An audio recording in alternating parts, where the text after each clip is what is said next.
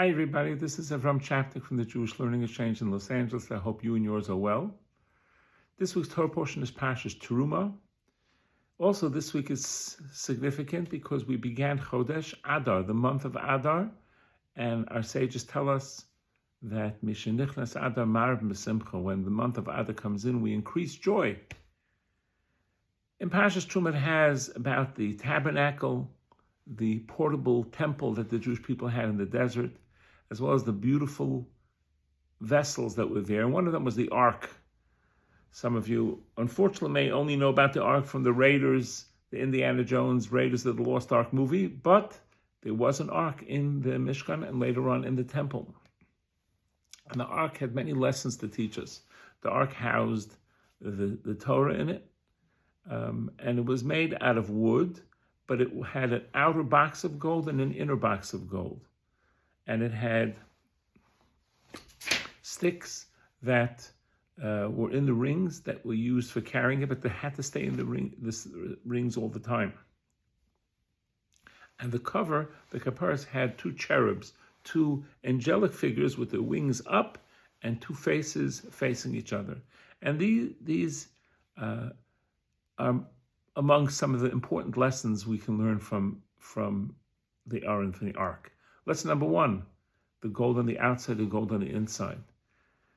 The gold on the outside you see, the gold on the inside you didn't see. But it's to teach us that we should try to be consistent, to work on being the same we are in private like we are in public.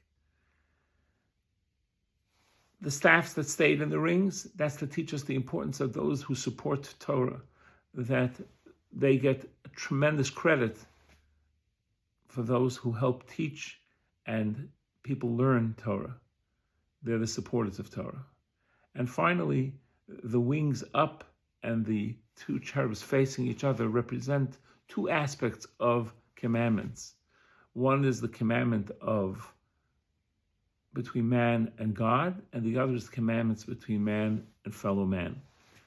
That's what we see again, we had by the tablets, the two tablets. The joke, of course, goes, God asked Moses, do you want the tablets?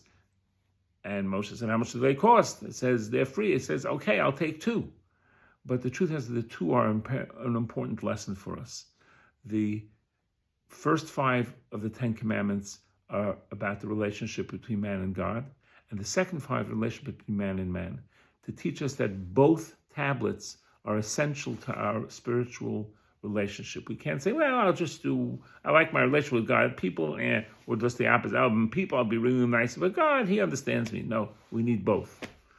And that's an important idea, a very important idea to know we have to have a balance in our lives and fulfill the commandments that God wants, both for His relationship with us and our relationship with Him and relationship with other people.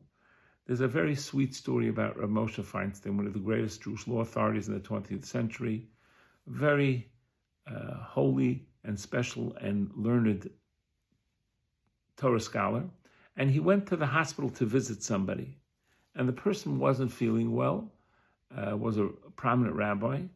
And the man taking care of this rabbi felt very uncomfortable, but he had to tell Rav Moshe that, I'm sorry, the doctor said absolutely no visitors.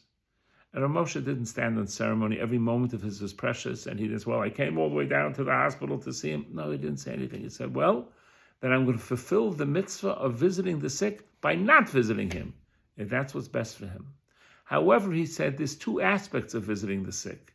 One is to visit, to see what you can do to help him, to cheer him up, to make him feel good. And the other aspect is praying for the one who's ill to have a speedy recovery.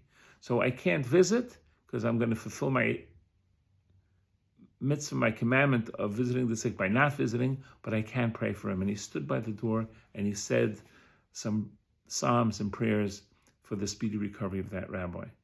So Rabbi Moshe didn't stand on ceremony and was able to have the balance between what the patient needed and to connect to God to help the patient that way.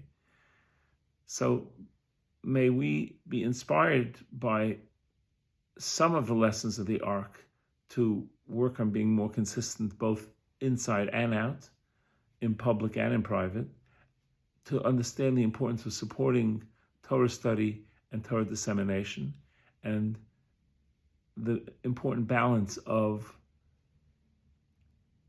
fulfilling the commandments between man and man, as well as the commandments between man and God.